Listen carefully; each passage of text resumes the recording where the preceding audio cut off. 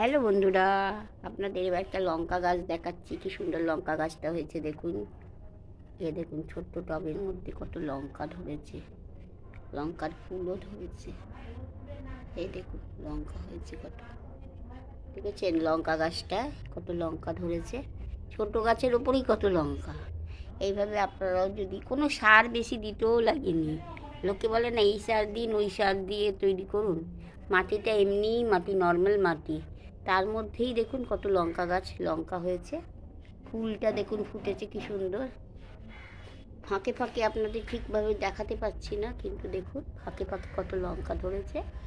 এই দেখুন লঙ্কা ধরেছে গাছে, প্রচুর লঙ্কা হয়েছে ছোট ছোট গাছের মধ্যে।